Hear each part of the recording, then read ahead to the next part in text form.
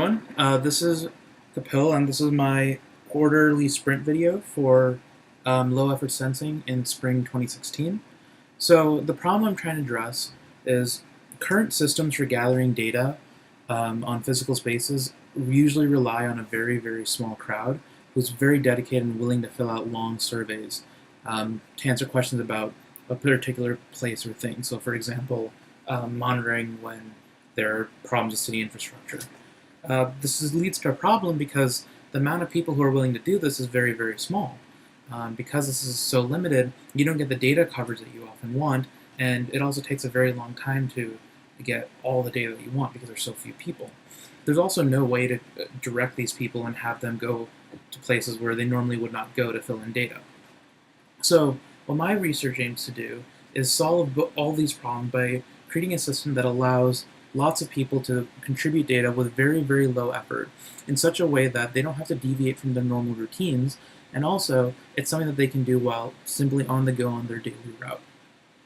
Because of this, we hope that there will be higher participation leading to greater data coverage.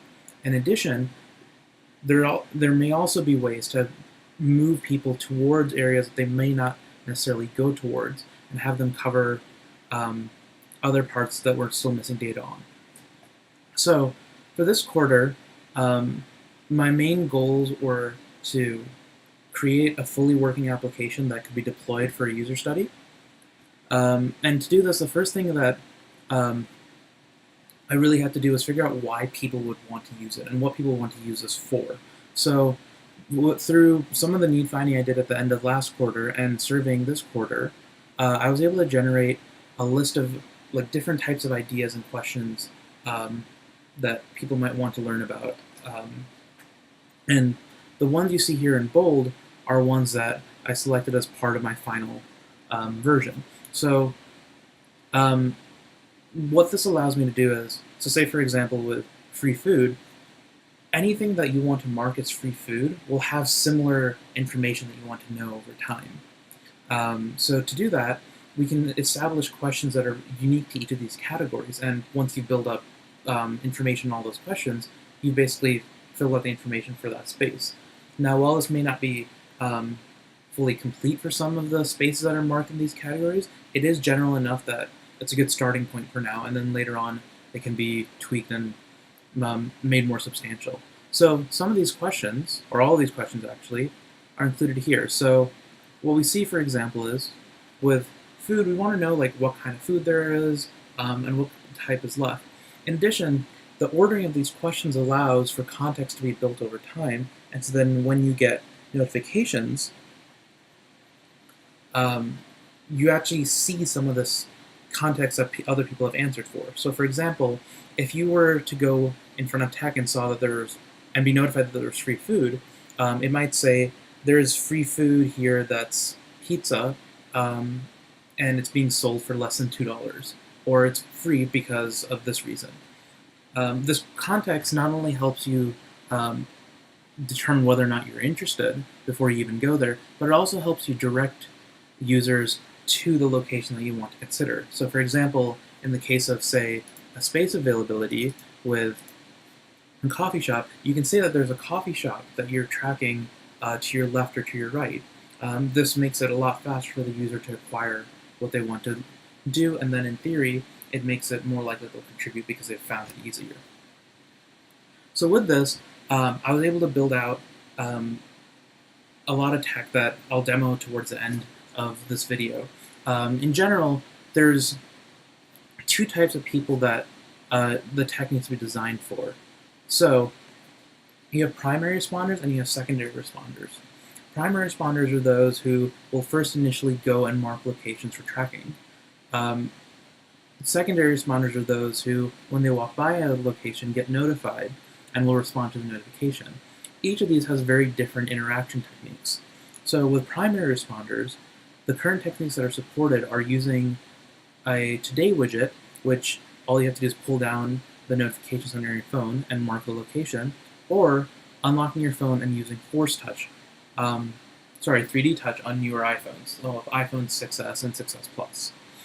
With secondary responders, the only way to enter data is when you get a notification, you can swipe the notification and see to the left and you see two options.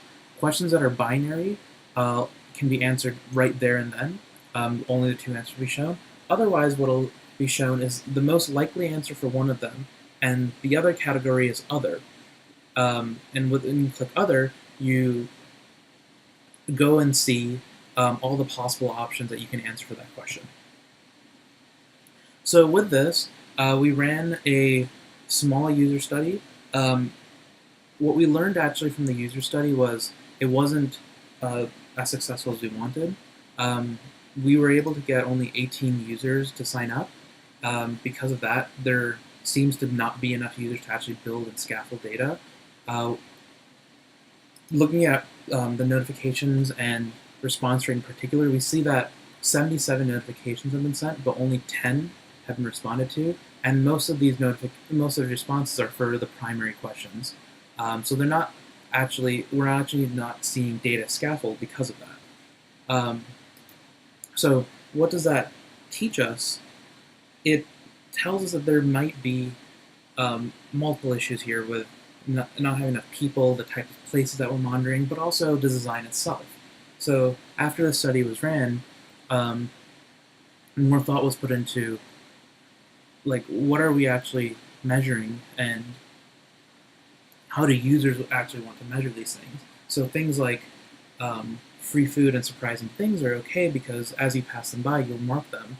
But things like queues and space availability, you wouldn't want to mark as you're walking by, say, Coffee Lab. You'd want to know they're more likely that there is a line there, or I want to know what the line is at Starbucks before I go there, or how much space there is at Starbucks before I go there. So these design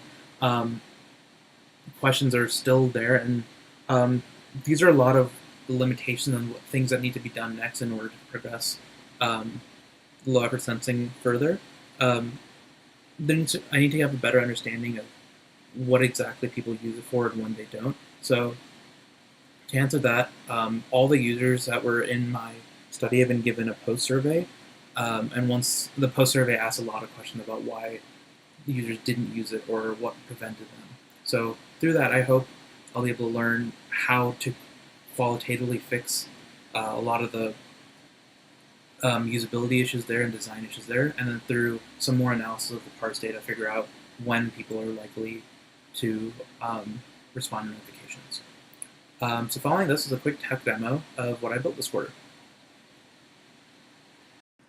Hi, so here's a quick demo of the LES system in action. So if you open up the app normally, what you will see is a map that shows where you are currently and any nearby places that have been marked by other people. If you click on the pin itself, it'll tell you what the place is and what it's being tracked for.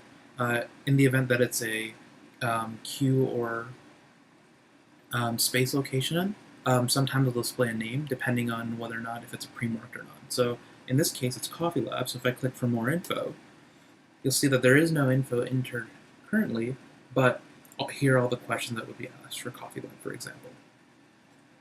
So now, what I can also do is see the locations that I've marked for tracking. So you see there are none here, but if we move the map a bit, we see that there's one around SPAC, and we see that there are two up by tech. So I can do the same thing with this and see what information has been gathered for this. So this is a free food one near tech. To report locations, from the home screen, you can swipe down and go to the notification center, where you can click on one of these, and that'll say that you've marked this location for space availability tracking. You can also click it again to cancel that. So I'll mark it for space availability, and when you dismiss the notification center, it saves automatically. Another way to report locations is to go directly to the application and force touch it, and that will let you also mark locations. So I'll mark this one for surprising things. And after you mark it, it will give you confirmation that you've marked this location for tracking. Finally, they're responding to notifications. So when you get a notification, So for example, I have one here in Notification Center. I swipe to the left, and it'll give me two options. Because this is a binary question, there are always only going to be two options. In the event that it has more than two options, the blue will actually say other and allow you to go and enter information about other things that you can't display on just two options. So once I click yes, for example, it dismisses a notification, and you've answered and saved it.